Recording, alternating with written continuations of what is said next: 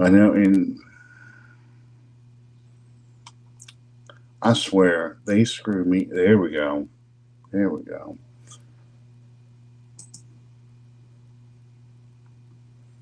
And we're live. And we're going.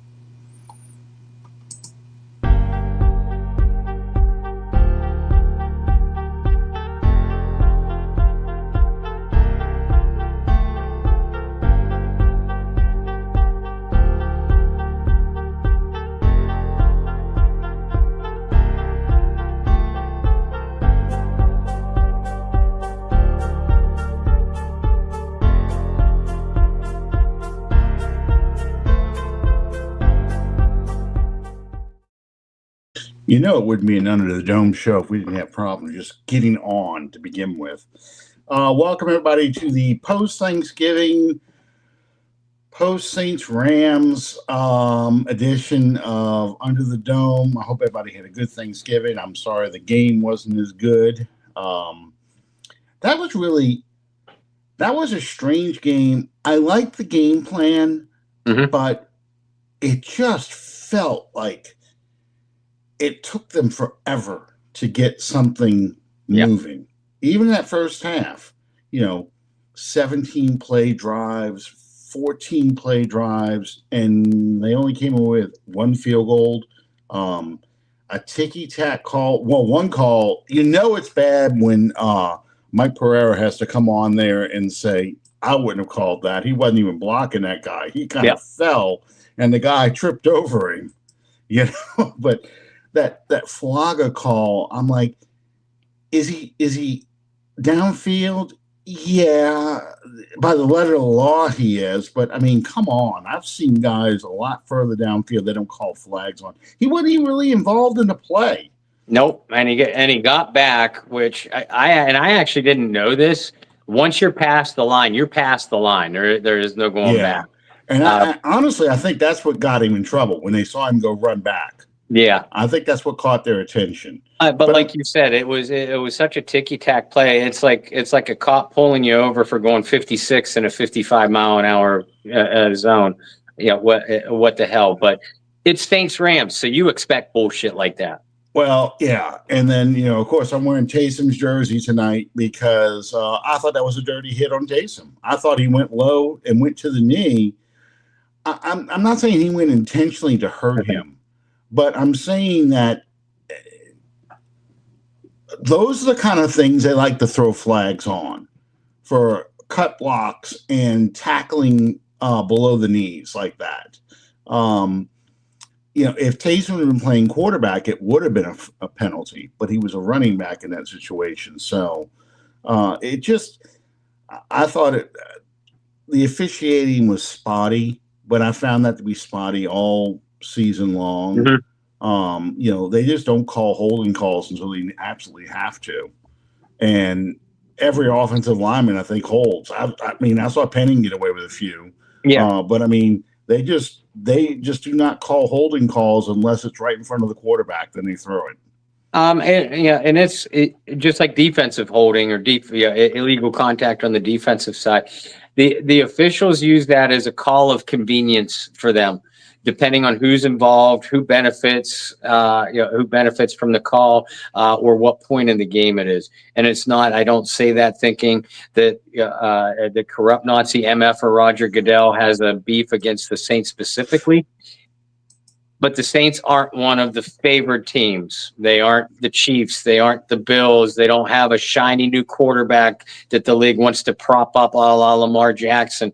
But in this case, the Saints are playing a big market team, from the beloved LA market, which often gets calls too.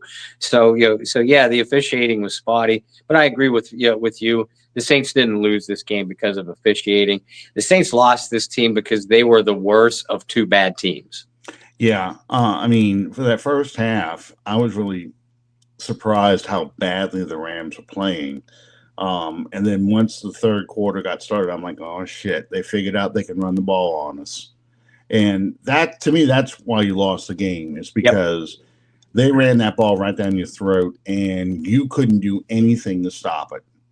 That guy, I can't. Kyron is his name. Kyron Williams. He was getting to the second level basically untouched. Yep. And if you want to know where the Saints need to focus the draft next year, that defensive line needs 3, maybe 4 players on there. Brian Rizzi is a growing player, a developing player, but he's not a run stuffer. No. It's just they ran that ball at will, and it's just. I mean, I have to laugh. So I watched the Ohio State Michigan game on Saturday, and I saw the big fight when they tried to plant the flag in the O at the horseshoe, and I think freaking out about football on Twitter and my son both wrote, "We need to draft the Michigan defensive tackle and the Ohio State defensive end and put them on the same team." Just for shits and giggles. Oh, yeah. I mean, I don't know who number 78 was from Michigan, but he had somebody for Ohio State in a Darth Vader chokehold and was picking this dude up. And I'm going, I think I want him on my team because I like that. I was like, I just kept everything else was going on, the pepper spray, everything else. I kept talking about 78 is force choking this dude.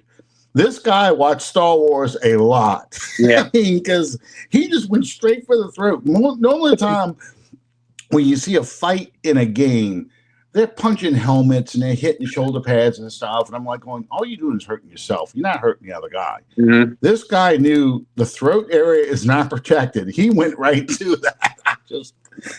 And I get it. It was rivalry weekend. So I'm trying to say that without sounding like Elmer Fudd. And Ohio State, Michigan, it's the third time Michigan has beaten Ohio State. They beat them twice in their stadium. Yep. And Michigan is not a very good team this year. Ohio State was probably the favorite to at least make it to the national championship game, if not win it. And they lost to Michigan again. That's the Saints beating the Falcons when the Falcons are undefeated. That's the Saints almost beating the Falcons with a historically bad defense. I mean, I can see why they were pissed off as they were. Yeah. Especially planting that Michigan flag like that, And Georgia Tech, same thing. Yeah. You saw a little bit, not so much Notre Dame USC, but you saw some of the other games. NC State, North Carolina got bad. Florida State. There was another Florida State. Yeah. There was another one too. Maryland's coach jumped all over James Franklin of Penn State. Man, I wish he would have beat Franklin into the turf. But Franklin, Penn State's up 38-7. Now the 3s and 4s for Penn State were in the game late in the fourth quarter, while most of Maryland's 1s were in, and Penn State threw the ball late in the fourth quarter for a touchdown to win 44-7. So that's why Loxley jumped all over Franklin. But like I said, I wish he would have beat him into the turf. It's been a long time since I have seen, and granted, most of them were highlights, but since I have seen that much violence throughout college football on rivalry week, and I have mixed feelings about it. I understand it. I found out, I even put a post on this on Facebook. I found out there's a sniper's nest in major NFL stadiums for events like the Super Bowl, where they have a lot of dignitaries and so forth, big concerts, things like that, in case somebody decides to try and blow up the damn place or something. Yeah. And I said, if I'd have known there was a sniper's nest, and I had the opportunity to be in that nest, and it was the 2018 NFC Championship game, that game might have been remembered for something else other than a no call. I don't know. It would have been hard. I would have had to have a good silencer on the end, though, like James Bond screwing the silencer on the end of the barrel there. But yeah, we wouldn't have to worry about Vinovich anymore. Of course, I'd probably be in jail, but we wouldn't have to worry about Vinovich anymore because that's about how angry I was after that game. And it's fun, it's kind of depressing that the Saints Rams game Sunday was kind of. We felt like this last year too, and I think in 2022 when it was Andy Dalton playing, it's just a letdown now. It's not. The emotions aren't there because we're not a good team. Mm-hmm. The Rams aren't a great team. The Rams, though, seem to be getting better because they're drafting better. Whereas the Saints have just been on a steady decline, it seems, even though we had a 9-8 record last year, just a steady decline since 2020. Mm-hmm. And you're just seeing the age and so forth showing up on this team on a week-to-week basis. And like Hemisphere said, it's not even worth getting mad over because you're just ready for the offseason. You're ready to see something new. Is that how you felt watching this game, that you were just ready to see something new? Yeah, no question about it. I mean, I won't lie to you, and it's my job to cover these things, so I'm going to continue to do so. I'm going to continue to, not only watch the games, but rewatch them for a second and a third time for, analysis articles, shows, things like that. But I have been ready for this week to be over, or for this season to be over, since the Tampa Bay game in Week 6. This has been a long, excruciating year, and you talk about a steady decline, and there's undoubtedly been that since Drew retired. Mm-hmm. But it went from steady decline, and I think most of us felt it, to the bottom just dropped out this year. You could play the what if game or the coulda, woulda, more as coulda, woulda, shoulda game, and say, okay, fourth quarter collapses against the Eagles, the Falcons, and the Panthers. You reverse those 3 games, and you're talking about a first place team in the NFC South. Well, and I mean, but that's why they play the games, because it shows one of the recurring themes with the Saints since Drew has retired. Lack of finishing ability. Good teams finish. Bad teams talk about how if we could have just reversed this play and this play and this play and this play, we're a playoff team. That's what bad teams do, and that's where we're sitting right now.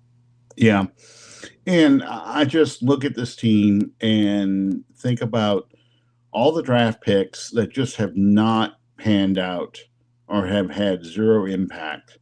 Everyone wants to beat up on Carr, and Carr does bring a lot of it on himself. But it's not just him.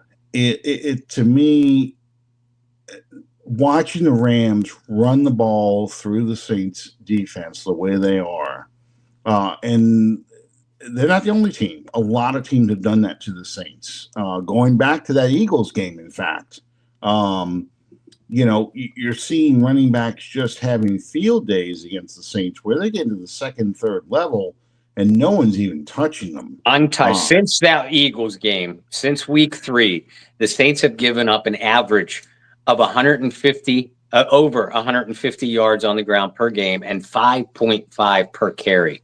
Yeah. And the Eagles, they have the offensive MVP of this year, Saquon Barkley, for all I'm concerned.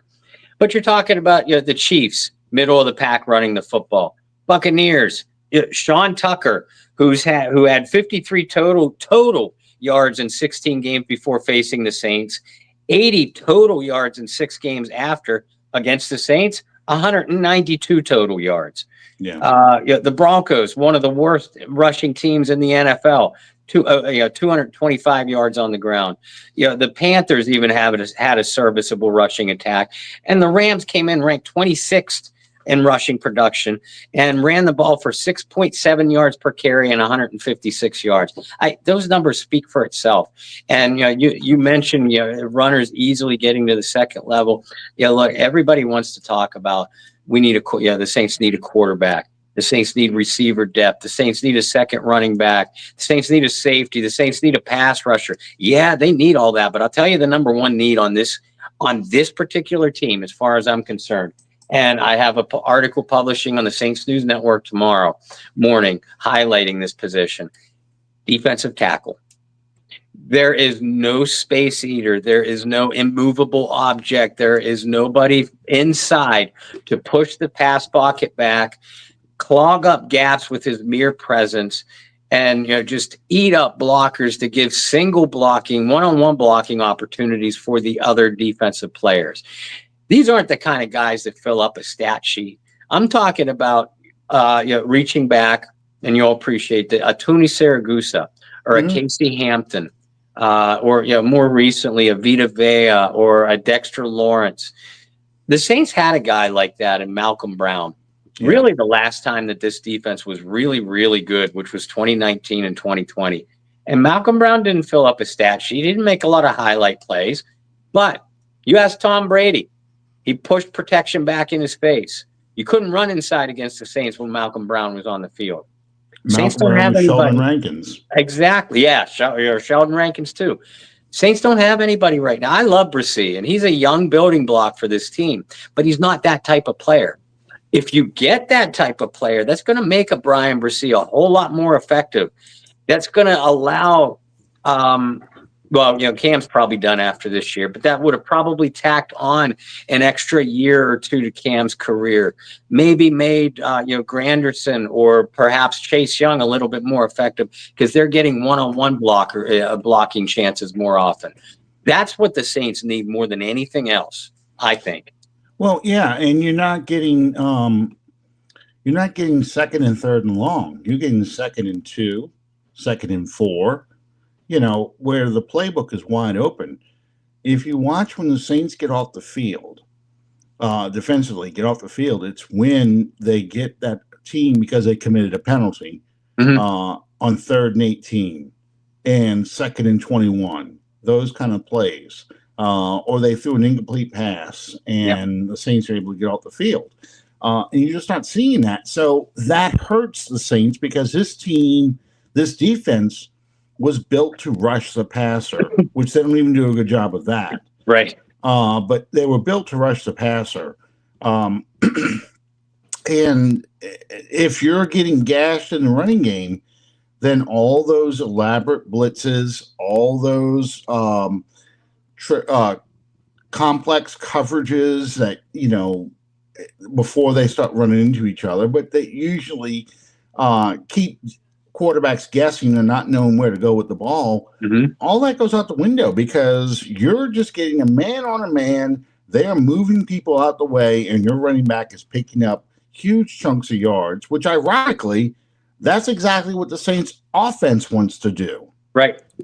And yeah, Kamara got 100 yards rushing, but you never got the feeling that Kamara, except for maybe that first drive, that Kamara was just dominating this defense.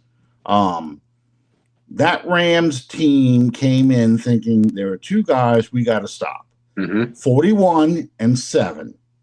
And anything else that happens, let those guys try and beat us. But we're not letting 41 and 7 beat us. And once Taysom went down, then it was all about we're not letting 41 beat us. Kamara is not going to get this ball.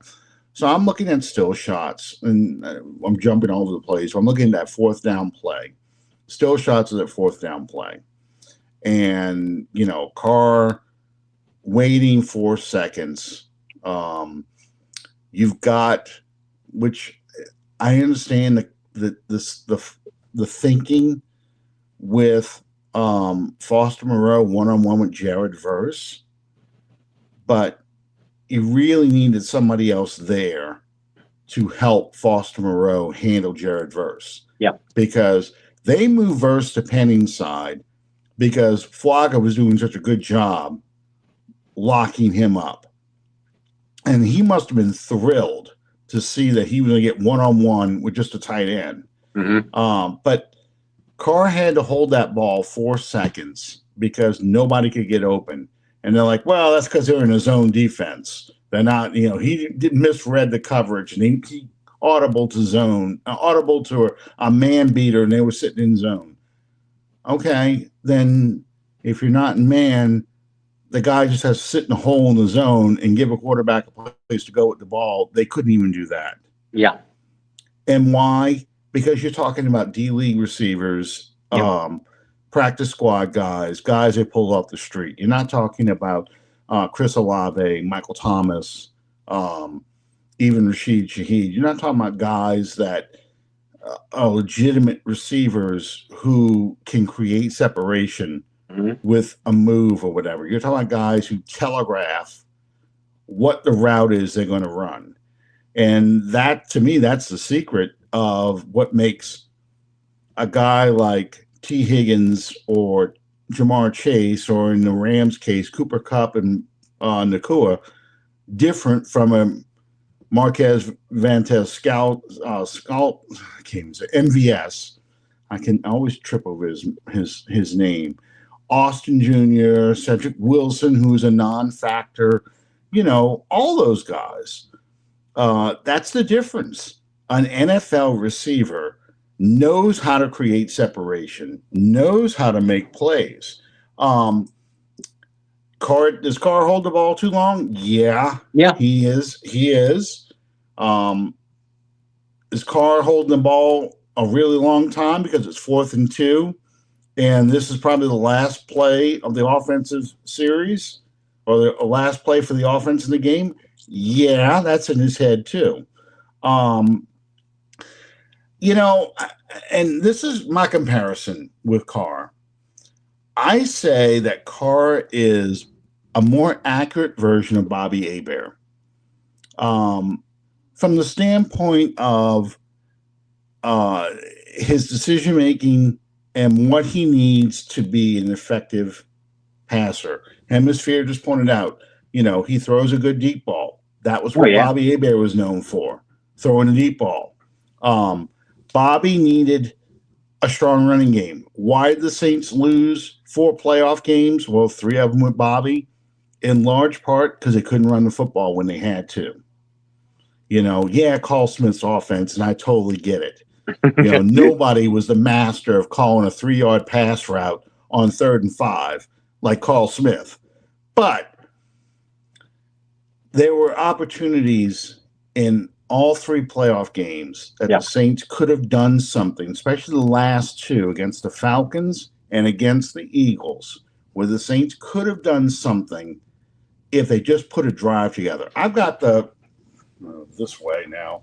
I've got the Rams Flipper Anderson game on right now. That game, Bobby Hebert, this is the second to last game that Bobby Hebert starts for the Saints. The last game he starts is the next week against the Lions, and they bench him. Hebert had a terrible game that night. That night, yeah. And he had a worse game against the Lions. Yeah. So, he is a lot like Carr, and needs a lot of things to help him. Hebert benefited hugely from having a dome patrol. As long as you kept him under 20 points, the Saints are probably going to win the game. Hebert was just more charismatic than Carr, and because he was from Louisiana and down the bayou, the fans loved him. Yep. The fans really loved him because he was one of us. But statistically, you put his numbers up against Carr's numbers, and they're pretty damn close. Carr is just more accurate, that's all, because of the type of game that he plays versus the kind of game that Bobby grew up playing. But that's not to say that I'm defending Carr. I'm just saying that he's not the worst ever, and he's not really that as bad as people want to make him out to be. It's this entire team is bad. We're not a quarterback away from being a much better team. You put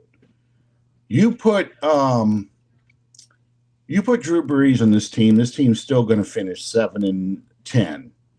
The difference is Brees is probably going to win a lot more games. Mhm. But that defense is horrible. And if you don't believe me, go back and look at the 2012 Saints. Look at the 2015 Saints. That's the level of bad this defense is. It's just not setting the records right now, but it's that bad. And it's bad because it's old. And Hemisphere is also right. Poor coaching, bad drafting, just all of it adds up. All of it except the last thing that Hemisphere said. Yeah, and everybody now wants to jump on how well Bond is playing with the Eagles. You and I said this at the time, that Zach Bond was never a fit for this defense. And as soon as the Eagles signed Zach Bond, you and I both immediately said, you watch Zach Bond is going to have a great year, because this is the type of scheme that Zach Bond should have been drafted into in the first place. Philadelphia, Pittsburgh, those are the two. The Baltimore, those are the 2, 3 off the top of my head. Zach Bond is just a better fit. But you can't say that the Saints have let a lot of talent escape and flourish elsewhere. Everybody else wants to jump on Trey Hendrickson too, and I get that.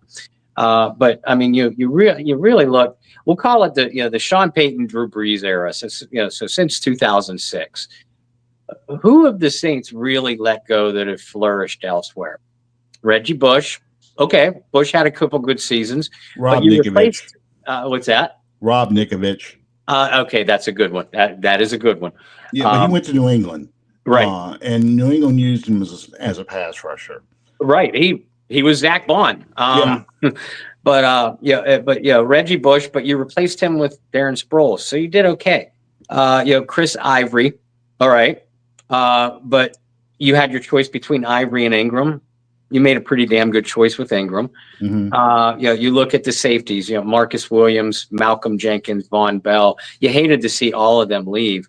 But, I mean, first of all, people thought they were getting an upgrade because of Tyrann Mathieu coming in. I didn't think so at the time. But, I mean, you replaced Malcolm Jenkins with Von Bell and then Von Bell with Malcolm Jenkins. So that's kind of a push, right?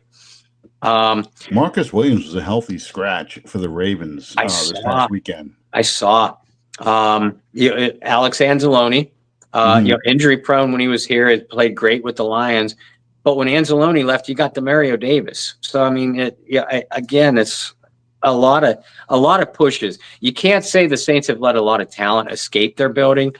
Hemisphere, you're 100% correct, though, and Alan's pointed this out many times. One of the reasons why this team is in the position that they are in is because they have drafted so poor. Yes, bad coaching. Yes, they've gotten old, but they've gotten old because they haven't been able to replenish that talent as they've gotten older, and that is because bad drafting. Yeah, I mean, you look at, I've been watching, Peyton Turner has been playing most of this season. He's only missed a couple of games because of an injury. Peyton Turner cannot get off of a block. Peyton Turner cannot rush the passer. He has next to no impact. That's a first-round pick. He is a rotational piece as a first-round pick on a team that's desperate for a pass rusher. Desperate. And at the time, I was like, that's a bad pick. That was a guy that was projected to go in the third round. We took him in the first. I said it was a bad pick at the time. I have not been proven wrong. A lot of people said it was a bad pick at the time. It was a reach. That kid, that offensive tackle they took in the fourth round way back when, Leonard, I think in 2018, 2019, I forget what year it is. They took him in the fourth. And he was projected to be a 7th round pick. Didn't even make the team. Didn't even make the team. And you drafted a running back from Ohio State in 2007 that didn't make the team, but you got a Pierre Thomas instead. This guy, I can't, Leonard something or other. Rick Leonard. Rick Leonard. Yeah. Okay. Yeah, he didn't make the team, and you got nothing. that was better than him. He just didn't make the team because he was a seventh round borderline free agent player. Um, it just those kind of picks. Um, that's what hurts this team. That you just don't have even a serviceable player. Mm-hmm.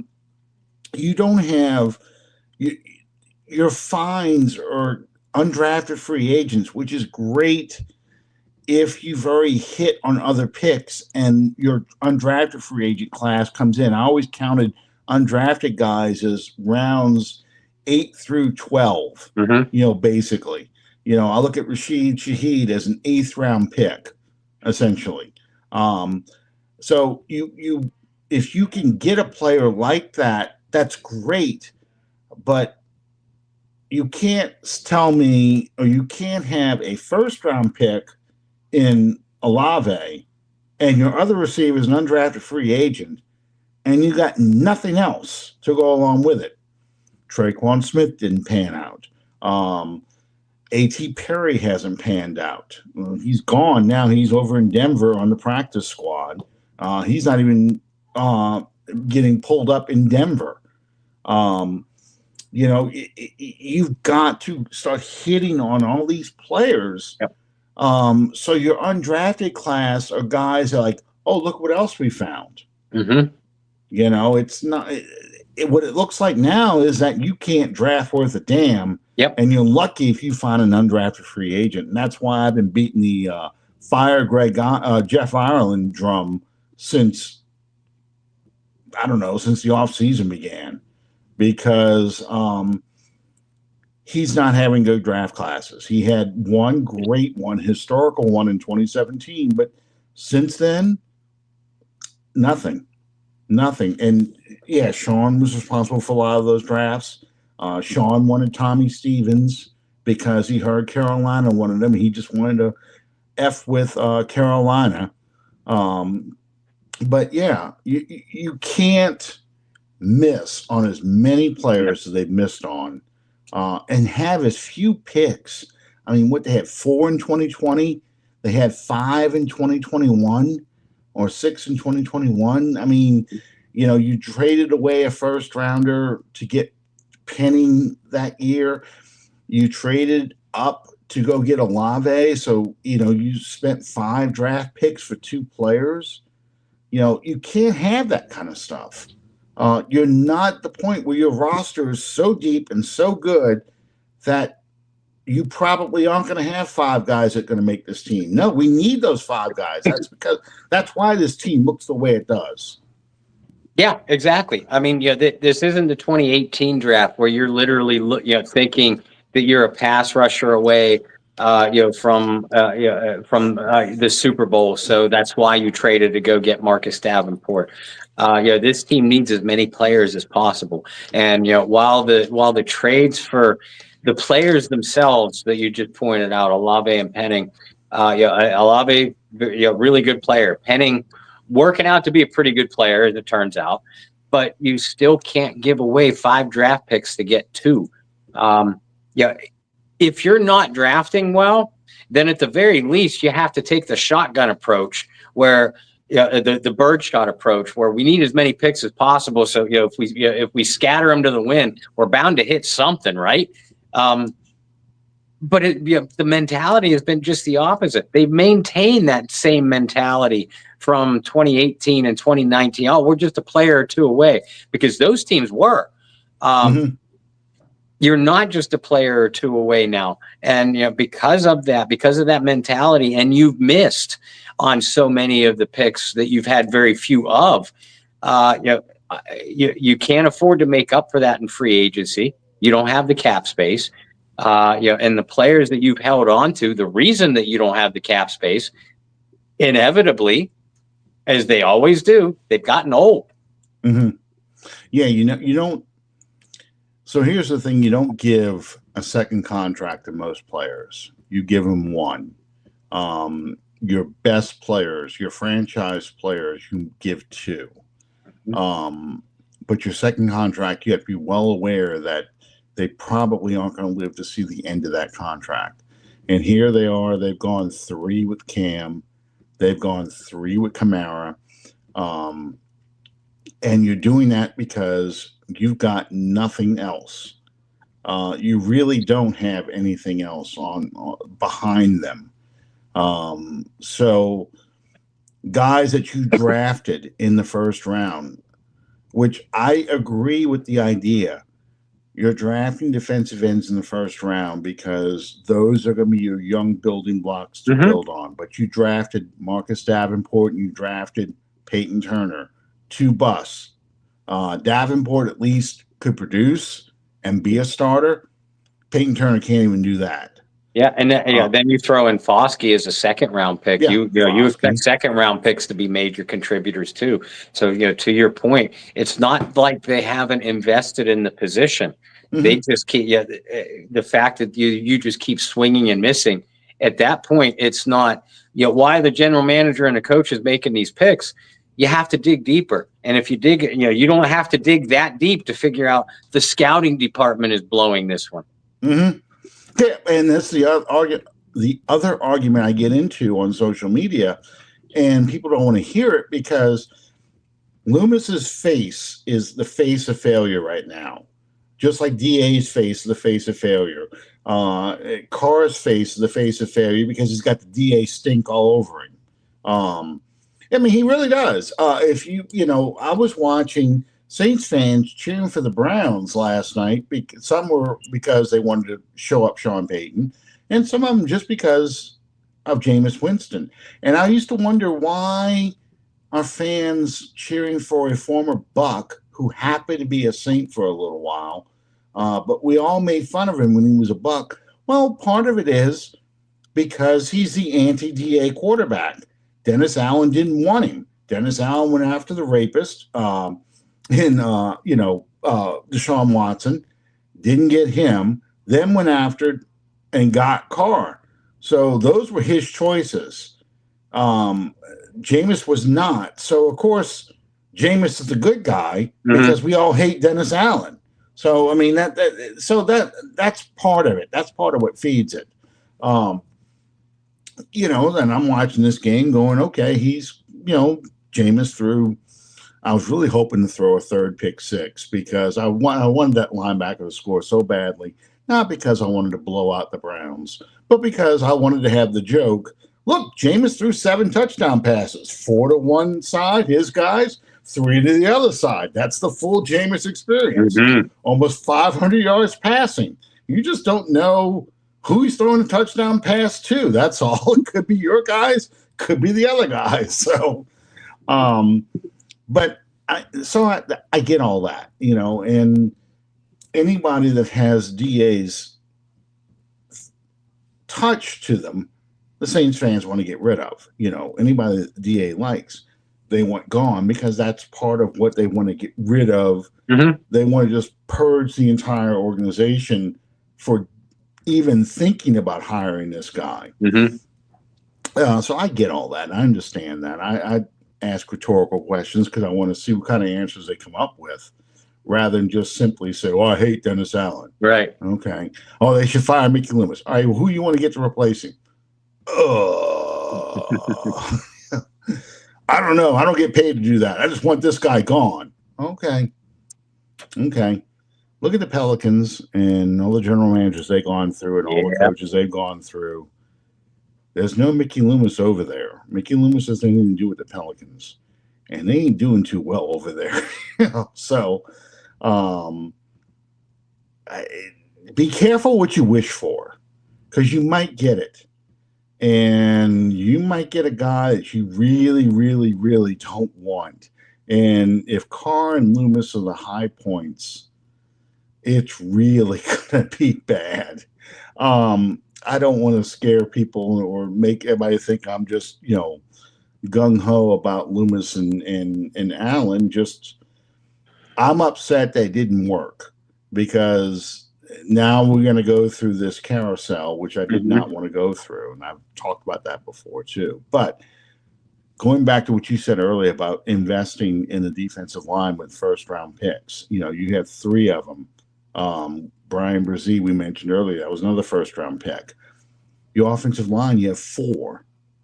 first and second round picks that you've put in that thing. Fuaga looks like he's going to be a keeper, at left tackle. So that's a good one. McCoy was the second round pick. He's a good one. Part of the reason why this offense is struggling the way it is because McCoy hasn't been healthy. Right. And to me, it's been no secret that that's part of the reason this offensive line has fallen apart as soon as McCoy got hurt in that Philadelphia game. Penning is coming around. He had a rough game Sunday, but for the most part, right side is a good fit for him. He's got some good coaches that are working with him, and he is improving week to week. Ruiz is another first-round pick. He's a guy that I feel like, man, if you would have got him in the third round, we'd be thrilled. Yeah. But you spent a first-round pick on him, and I really blame that COVID draft, because there are a lot of misses in that 2020 draft. Yeah. And I think COVID had a lot to do with it. But still, that's another first-round pick. So you've invested a lot of resources in the front four of your defense and the front five of your offense, and you got very little to show for it. Yep. You got one guy, it looks like he's going to be a keeper on defense, and you got two guys on offense, 2.5, guys on the offensive line out of, what did I say, 5? 4 first-rounders and a second. Yeah. 4 first-rounders and a second. That's all you got out of that. And that ain't cutting it. That's not good enough, No, and you did it because you wanted to be bullies. You wanted to out-physical other teams. Absolutely. And what have we seen the Saints come up short on week in and week out? They've been bullied. They've been pushed all over the yard. They've been out-physicaled and just beaten to a bloody pulp on both sides of the ball.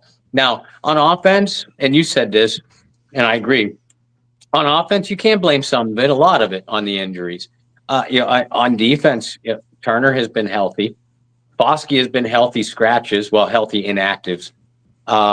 Chase Young, who was a high-profile signing, a top 2 pick from another team, he's been healthy. Rizzi, and I love Rizzi, so I don't mean to be overly critical. He's leading the team in sacks. Right. Rizzi and those other guys, they've been healthy, and so therefore there's no excuse on that side of the ball other than you're either old or you're bad. In some cases, both. Yeah. I mean, William Gay, who we both loved when they brought him in, really has been a non-factor. He has not been an impact player at all, doing very little for the Saints on defense. And he gets a lot of snaps, a lot more than we really noticed, but he's not really a difference maker out there. No. It's been very disappointing. The guy who's out there making a difference when he's playing is Pete Werner, as long as you keep him out of pass coverage. Right. Really, if he knows the play's coming, man, he blows it up. He's one of the few guys who shoots that gap and just takes a guy out. And it's frustrating because what the Rams took advantage of was Pete Werner's aggressiveness and with so many cutback runs. And Werner would take himself out of plays because he got so aggressive and wouldn't be patient, just stay in your gap, let the play come to you. Because he was trying so hard for a loss, get a guy down for a loss. Yep. And what's one of the ways to beat that kind of scheme? If you have a big space eater in the center, there is no cutback lane. Yeah. If you stay disciplined up front and you win the power battle in the middle, there is no cutback lane. Yeah, these have been the problems with the Saints all year long. And when New Orleans does stack those cutback lanes, those inside lanes, Demario Davis, I love him, but Demario Davis and Pete Werner, they're not fast enough to get to the outside anymore, to wait that extra split second to make sure you don't cut back and then go run you down. In the past, Davis could do that. He was the athlete to do that. He can't do that. He's not that player anymore. You're now Yeah. vulnerable because of that. It's called a picket fence. That's what that defense is called, where you're stacking people into the gaps.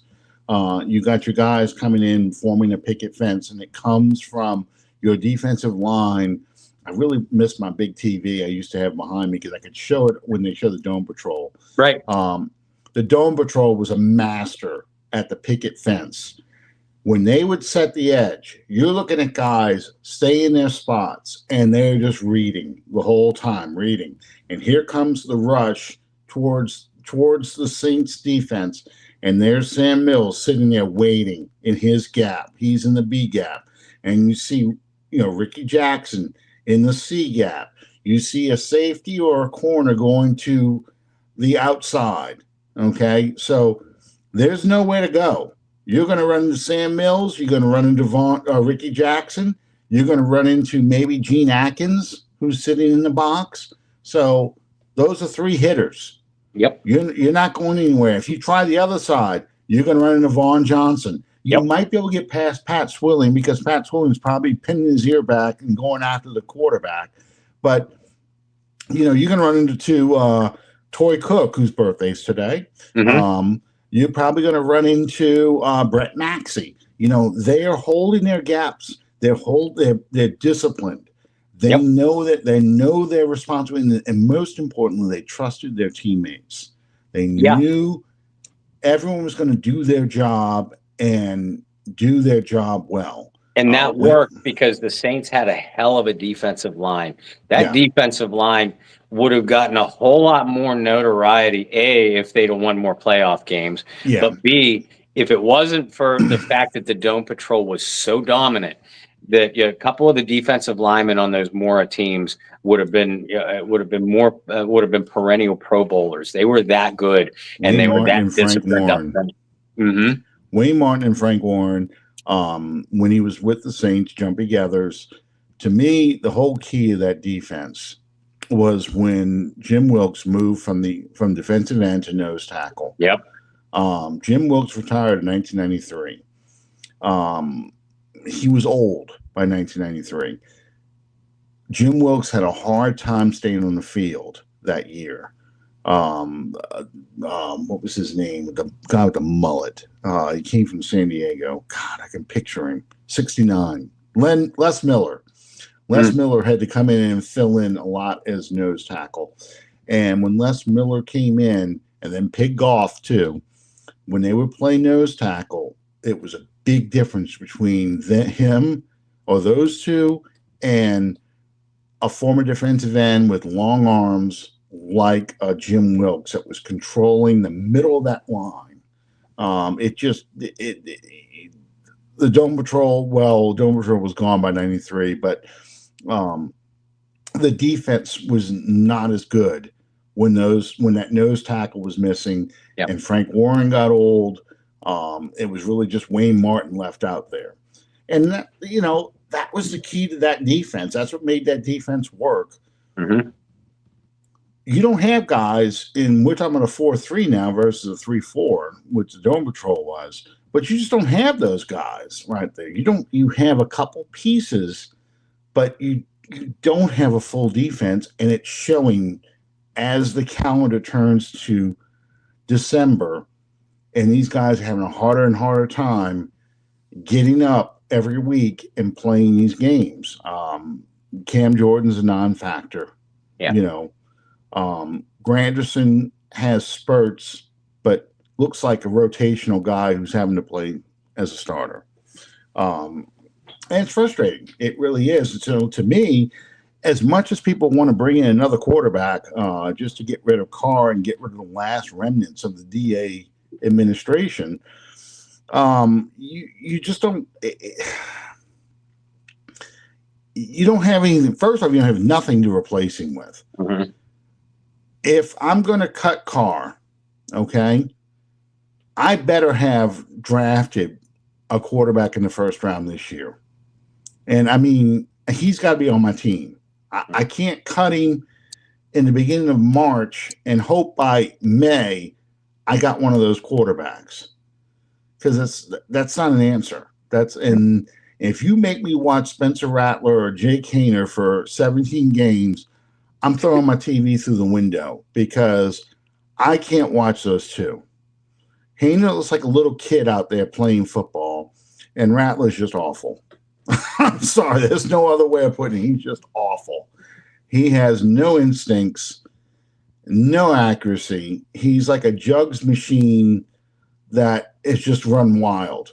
That somebody just set it to spin, and it's going up and down and round and round and round. I have no idea where this ball is going, who is going to, anything like that. And I feel like you and I were the only ones saying that shit about him coming in, not just right after they drafted him, but even coming up to the draft. You and I were pretty consistent in our assessment of Rattler. Look, on 7-on-7s, in shorts, he looks like a Hall of Famer. He has everything you want in a quarterback, except right here, and right here. Can't read, can't process. And we have seen that, and I can't see that changing anytime soon. Not unless he gets in a quarterback school and really learns how to play quarterback. Hayner at least did that. Just Hayner physically isn't up to an NFL quarterback standards, and he's not Doug Flutie. He's not somebody who can just do those sort of things. He needs so much work on his mechanics. He needs so much work on the classroom, just understanding coverages. I mean, he even pulled the Peyton Manning quote that Peyton allegedly told Archie back in 1998, his first year. Dad, there's no one open. Yeah, there's no one open in the NFL. People are wide open in college. No one is that open unless they blew a coverage in the NFL. And the field's smaller because players are faster, and the hash marks in the middle of the field, 18 inches makes a heck of a difference. So that's what she said. So, but so my thing, though, is I'm more interested in bringing in defensive linemen. I'm more interested in bringing offensive linemen. We need receivers. We need a tight end difference maker in the worst way. My God. When you're looking at a team right now that's struggling to throw the football to receivers, I guarantee you in that fourth down play, you have a tight end like a Jimmy Graham or Brock Bowers, somebody I really liked in the draft. Not that I would have taken Brock Bowers over Flogger right now, because Flogger is definitely a need. Yeah. But you have a Brock Bowers on this team. That fourth down play probably goes for a first down at least, if not a touchdown, and he's not holding the ball for 4 seconds because he's going to out-jump a defensive back to get that pass, because that's what he does. That's what it is. Right. And and listen, you and I have been screaming about wanting a tight end for years. Preferring it in the draft. I know you and I both loved Laporta when he came out. We love TJ Hawkinson. Free agency, they've had their opportunities. When the Browns re-signed Njoku, that's because nobody wanted him, and they ended up getting him for a cheap price. Hell, I'd even take what's his name? He's having a down year this year, but Evan Ingram. He's just a bulked up wide receiver, but you have the guys that can block. You don't have the guys that can make differences as receivers. And this team, for years, basically since they got rid of Jimmy Graham, has just refused to address the tight end position. They signed Kobe Fleener, so I take that back. Again, one of those instances where they addressed it, but just swung and missed. Well, I mean, maybe if you wouldn't have got rid of the guy in the first place, you wouldn't have to try to replace him. But that's another story for another time. Other than that, you can't say that the Jared Cook that they attempted. Jared Cook was an afterthought. Oh, he's still available? Well, let's bring him in. He had that great game against us 2 years ago with the Titans. The old the Meekum philosophy. The Jim Mora philosophy too. You look at the first few Saints free agents they ever signed. Almost every single one of them goes back to a game they kicked the shit out of the Saints, and that's why they single-handedly. I mean, that's why you brought in Michael Haynes, because of the 91 playoff game with the Falcons. You brought in Eric Allen because of the 92 playoff game with the Eagles. You brought in Brad Muster because of the 1990 playoff game and the 1991 game in the Dome where the Saints had their 6-game winning streak snapped. I mean, it's like every time they start looking at free agents, like, okay, well, who kicked our ass the previous season? Because that's who they're going to go after first. That's the guys they're going to want to sign. Yeah, you got to Quinn Early, which was a great choice. I loved it. I was glad they freed him from San Diego. You got some other good players in there, but for the most part, you're bringing in guys that kicked our ass. So, I started looking at guys like Jared Cook, and I said, okay, yeah, that's why you took him, because you kicked our ass. If we would have had not Dennis Allen, but Sean Payton maybe bring in Derek Carr, we would have gone back to the 2016 game, season opener against the Raiders. Derek Carr kicked our ass. He kicked our ass again in 2020.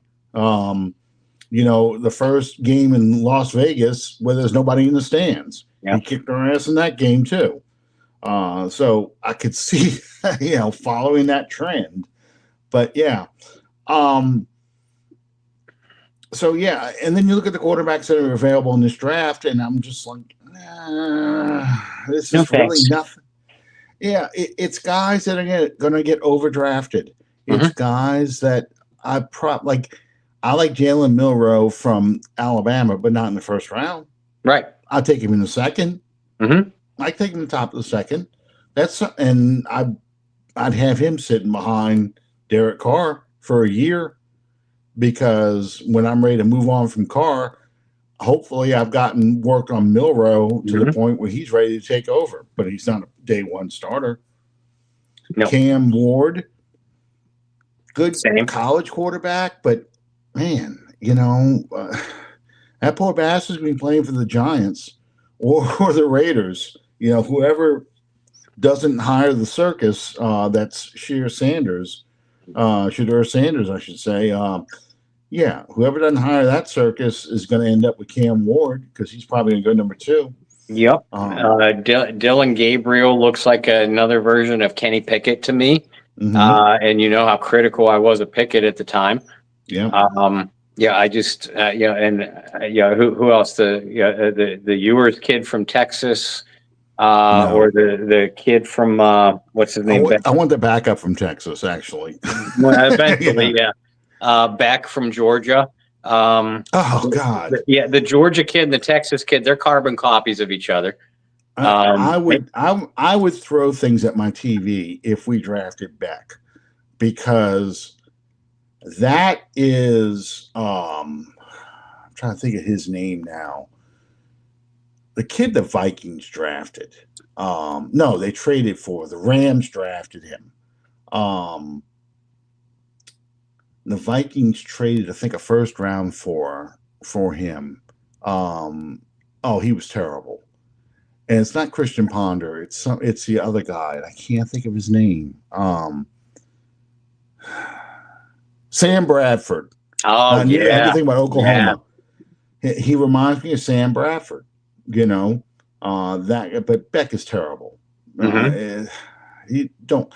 And if you want to go legacy, I don't think it comes out this year, but let's just say he gets told that, look at this weak quarterback class in 2025. You probably could be a first round pick if you want to try and come out this year. Nussmeier from LSU, who I think is just a younger version of Derek Carr. Yeah. Yeah, but I mean, his dad played for the Saints. A very forgettable quarterback. It'd be hilarious that the Saints have never drafted an LSU quarterback or drafted an LSU player in the first round in the entire history of this franchise. Never drafted anybody from LSU. The highest draft pick they ever spent on an LSU player was a second round pick for Devery Henderson. Thank you. And at the time, and this is why I couldn't remember his name for a second, at the time, people were pissed because, you picked the wrong one. You're supposed to take Michael Clayton, not Devery Henderson. Devery Henderson just had the Bluegrass Miracle. you're supposed to take Michael Clayton. He was the good one. And Michael Clayton actually did come out. He went to Tampa Bay, actually came out and had a good year his first year, but his career did this while Devery Henderson's did this with Sean Payton and Drew Brees. So it's just, I remember the people pissed about drafting Devery Henderson. So it would be hilarious, although I don't want to have to live through it, but it would be hilarious that the first quarterback that the Saints draft in the first round since 1971 and Archie Manning is an LSU quarterback, but it's not Joe Burrow and it's not Daniels. It's Nussmeier. LSU fans right now going, don't you wish that hell on me? Don't you wish that? Oh, yeah. Then they fire, they replace Dennis Allen, Brian Kelly. That's all we need to finish that nightmare off. Good news, LSU, we fired Brian Kelly. Bad news, Saints fans, we hired him. No. Last thing before we kind of wrap up and go over and talk about Bayou Blitz. Yeah, because I'm tired. I can see you fading. But I really want to get your thoughts on this. So with this season pretty much over with, I mean, you and I talked off air. We think maybe 2 wins against the Raiders and the Giants because they're even bigger messes than the Saints. Darren Rizzi, does he have a shot at keeping this job or becoming named full-time? Or what do you think as far as possible coaching candidates to replace Allen? First, I think Rizzi has turned around this team's intensity enough that he deserves at least strong consideration, and he'll get an interview as he should. I don't think he gets it. I don't think he should get it. Yeah. And we've talked both publicly and privately, about it's time for a change in the quote unquote culture. You might not want to go completely outside of the Sean Payton, coaching tree. And I say that because I like Aaron Glenn a lot. I always have. Aaron Glenn is going to be a good coach somewhere. Maybe it's for the Saints. Maybe it's not. But you talked about the DA stink earlier. Darren Rizzi, even though he's the bizarro version of Dennis Allen, personality and style wise, he's still on that staff. So I think for all intents and purposes, Gail Benson and it's obvious Mickey Loomis isn't going to do it. So Gail Benson has to make the decision here. We need to go outside, and maybe you consider Aaron Glenn an outsider. I would, because he's had success outside of Sean Payton. He's had success outside of the Saints organization. So he could bring something back. Personally, I'm hoping for an offensive guy because assuming for you guys, people that still love Clint Kubiak, and I like him a lot, automatically thinking, I want to change this coach and this coach and this coach, but I want to keep this coach and this coach. And it doesn't work that way, guys. It doesn't. Once in a million, when Bill Cowher left and Mike Tomlin came in, Mike Tomlin was told, you're going to keep Dick LeBeau as your defensive coordinator. Dick LeBeau's a Hall of Fame assistant head coach, though. That's a far different situation than Clint Kubiak here.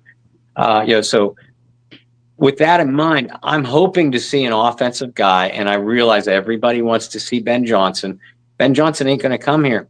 Ben Johnson is going to go somewhere with an answer at quarterback. And Derek Carr is not an answer. He's just a question mark. He is. Derek Carr is one of those quarterbacks. How good can I do with Derek Carr? Derek Carr is not. I can mold him into a championship quarterback, Derek Carr. Ben Johnson is going to go somewhere with either a young quarterback like that or in a team in a position to get a young quarterback like that. That's why Ben Johnson is not coming to New Orleans.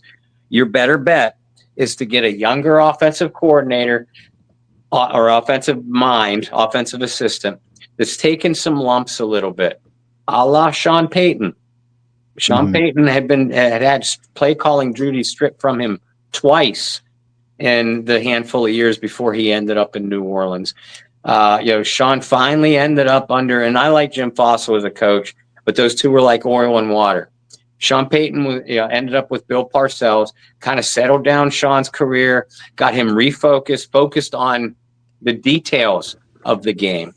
And, that's the kind of guy that I would like to see, see New Orleans bring in.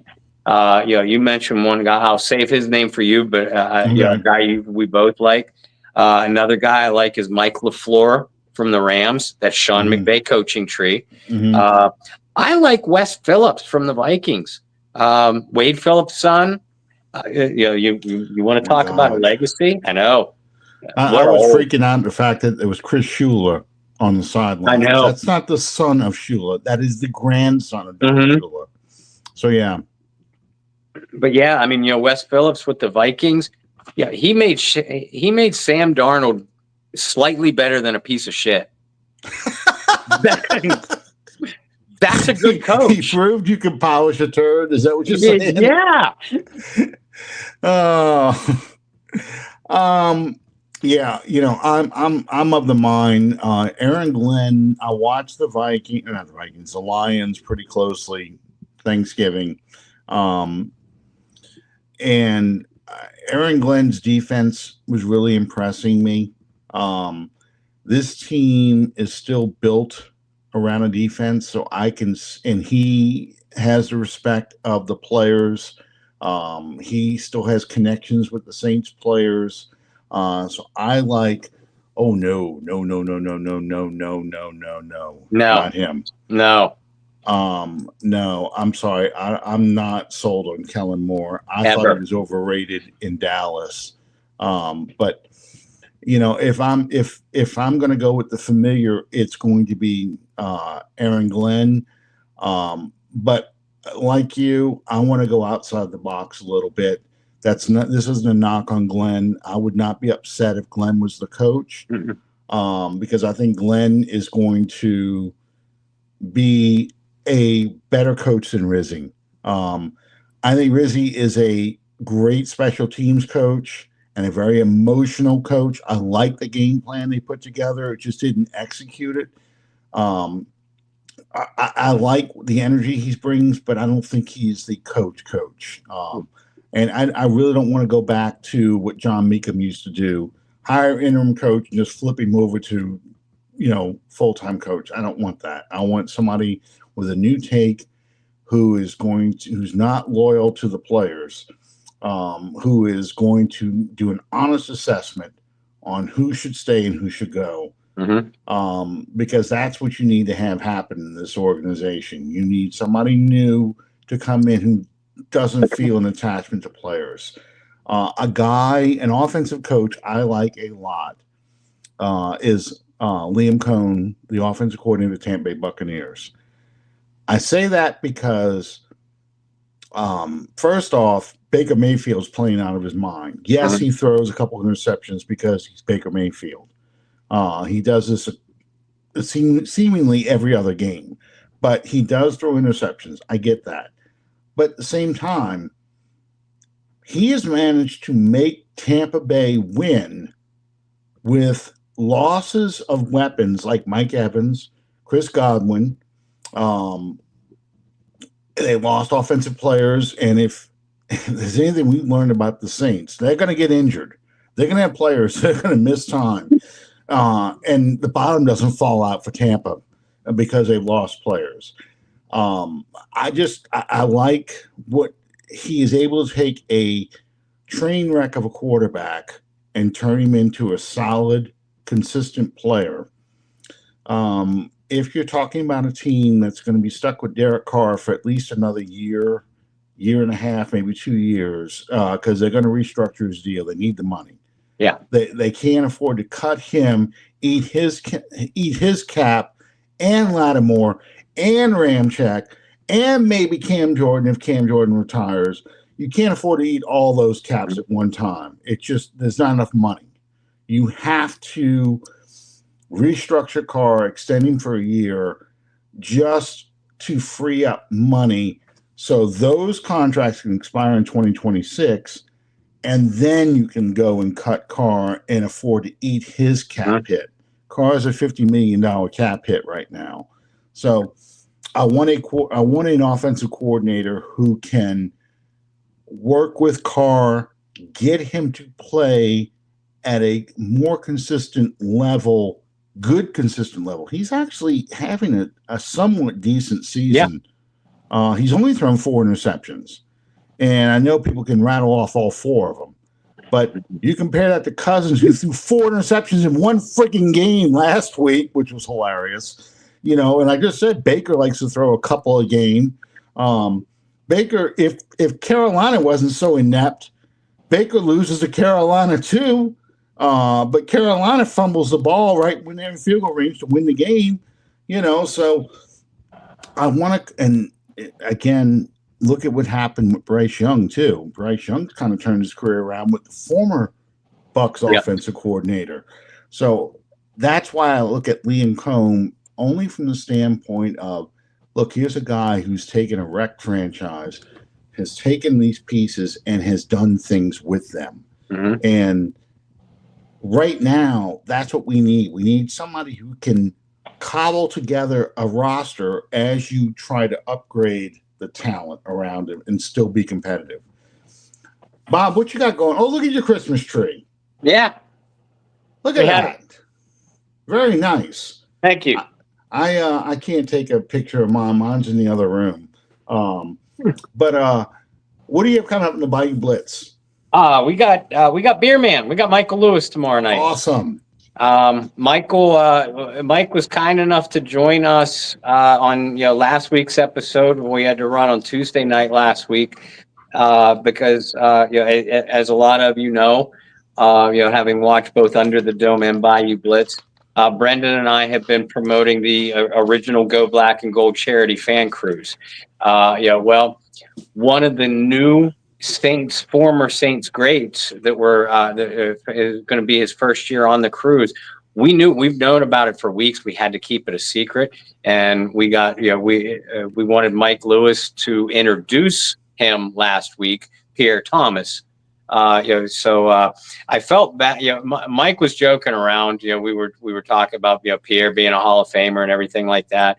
And I think one of us said, Mike, we don't want to forget about And Mike was only coming on basically to introduce Pierre anyway. But he joked about. He goes, you know what? He goes, around these guys, Pierre, Lance, Delvin, Ty Hughes, some of the other guys on this cruise. He goes, I tend to be the forgotten guy, and Michael Lewis, of course, as you know, Alan, he's a cult hero, around New Orleans. And, just like a comet through the sky, his career was short, but very memorable. And the man can talk. And we had to give him his full hour, and we get it with him tomorrow night. So we're excited. Well, that's great. We met Michael at the Saints Hall of Fame. In fact, my daughter had her championship ring on for basketball, and she got to wear the Super Bowl championship ring, Michael Lewis's ring. And he's like, which one do you like better? And she's like, well, I like the Saints one, but I earned this one. He's like, that's the right answer. Yeah. Michael Lewis actually didn't go to high school with my wife, but went to the same high school that my wife went to, which ain't there no more. As the saying goes in New Orleans, Grace King does no longer exist. But yeah, they went to Grace King High School. So did Whistle Monster, who was he actually graduated with my wife. And, I'm at the reunion. Oh gosh, it has to be about 10 years ago now. We're at the reunion. And there's a guy trying to draw attention, and he can roll his tongue like the ball in a whistle, and he's whistling. I'm looking at him like going, that's got to be Whistle Monster, because that's the only person I know who has that ability. And it was, so that was kind of cool. So 2 Saints connections in that whole high school group. Nice. It's a shame. Michael Lewis's most memorable game as far as a kick returner, I think it's 2002 against Washington in by the way, you saw they are talking about bringing back the Redskins name and logo. I am so happy. Me too. But it's against Washington in I guess it was FedEx Field back then, but in FedEx Field, he had a touchdown on a kickoff and a punt return. So And I just had you couldn't see it because I'm blocking the screen, but I just had the '94 Rams game where Tyrone Hughes returned two kickoffs for a touchdown. So, yeah, Michael Lewis and Tyrone Hughes is a tough call sometimes. Who's going to be my returner? In an all-time team. We joke with those guys because we also Courtney Roby. We've had him on the show. Courtney Roby is going to be on the cruise also. We've asked all three. Who in your prime, who's the best returner? Of course, all three say themselves. But we've gotten them to humble themselves a little bit. They've all three Mike Lewis. I'm waiting. I'm going to be anxiously waiting for his answer tomorrow. Tyrone Hughes, who I love Ty because he is the most confident individual to this day that you can ever be around. Tyrone Hughes will admit that Courtney Roby would be the better returner today because of Ty's knees. So at least I got that out of him. Man. Tyrone Hughes and Jimmy Graham are my two players that are the only ones I called at the Saints. I said, these are the guys they're going to draft. These are the guys they got to draft. And Tyrone Hughes, because he went to St. Augustine from New Orleans, and you got to bring a guy in. And he was a kick returner, and we needed a kick returner. But Jimmy Graham was the only other one I ever called. I'm like, we got to get that tight, because I've been calling for a tight end for years. I was pissed we didn't draft Greg Olsen, in 2007. Robert Meacham was a good pick, but he wasn't Greg Olsen. So yeah, I've been calling for a tight end forever. So getting Jimmy Graham, I'm like, finally, we got one I picked that I wanted. You know what? And let's close on this. Let's you and me get on the draft. Oh God, I forget his name now. The tight end from Penn State. Oh yeah. Yeah, I know who you're talking about, and the only one that keeps coming to mind is the kid from Iowa. It's not him, but no. I know who you're talking about. Yeah, my son would be screaming it at me because he comes up to me because I'm like, okay, who are the best tight ends, and let's look at them and stuff. Because I want a difference maker. I want somebody who's going to attack the scene, somebody who's a big target, and somebody who's a mismatch. Yeah, and I've had. I obviously being an alum, kind of an alum. I root for him anyway and kill James Franklin. But don't fire James. Kill James Franklin. But I don't know why the name escapes me. I have 3 pages of scouting notes on him already. He's a Taysom Hill who's a more established tight end. He could take direct snaps. He could throw the football, probably not as well as not as far as Taysom. And I don't know why I'm going to remember it at 3:00 in the morning when I wake up from my usual sleep. Brian Kortovich, or Tyler Warren. Tyler Warren. I kept wanting to think Tyler Johnson, but that I knew that wasn't Tyler Warren. Okay, that's the one. Tyler Warren. That's the one. Yeah. Okay. Yeah, Kortovich is somebody new that entered the transfer portal. But this one, Tyler Warren. And the one I was thinking of before, too, the Iowa, because they just seem to grow tight ends. Yeah. Oh,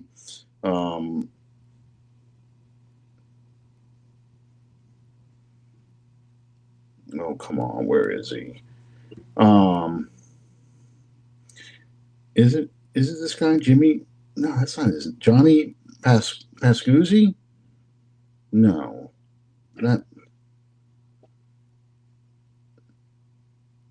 have to go back and look at my paperwork because they give me all kinds of names, and it's not this guy. It's somebody who's entered the portal transfer, but it's not him. Well, like I said, but yeah. You still dwarf me because you know how much work I do on the draft. I couldn't even remember the damn tight end's name that I've already scouted. Yeah, and I'm not in the draft mindset yet. I'm getting there. I'm not in that mindset yet. So I start looking at. I'm just barely remembering some of these guys. Graham, the defensive tackle from Michigan. The defensive end from Ohio State, could be a 3rd round pick. those are the guys I'm looking at right now because I'm like, oh God, we need something. And then I'm looking at skill players and stuff, and people keep bringing up the two-way player from Colorado. I'm like, look, he's gonna be a cornerback in the NFL. He's too small to be a receiver. He's gonna be a kick returner, but he's gonna be a cornerback, Travis Hunter, and that's just what he's gonna do. And besides, I don't need a speed receiver. I got Shaheed. If Olave can be healthy, he's fast enough. I need those physical mismatches. I need a Michael Thomas. Yep. Give me an Ibuka from Ohio State. Yep. I need somebody like that. I need somebody who's going to reach up, make those contested catches, because that's what you're missing. That's why a guy couldn't get open on fourth down against the Rams. That's why you struggled the way you did against the Eagles and so forth. Give me an A.J. Brown kind of receiver. That's what I want. So anyway, plenty of time talking about the draft, but I did want to get the coaches in. Tell Michael Lewis I said hi. My dad got to see him a lot. Y'all check out the Bayou Blitz Thursday night. Tomorrow night. I'm sorry, tomorrow night. Check out the Bayou Blitz tomorrow night, and we'll see you next time we're Under the Dome. Good night, everybody. Good night, all.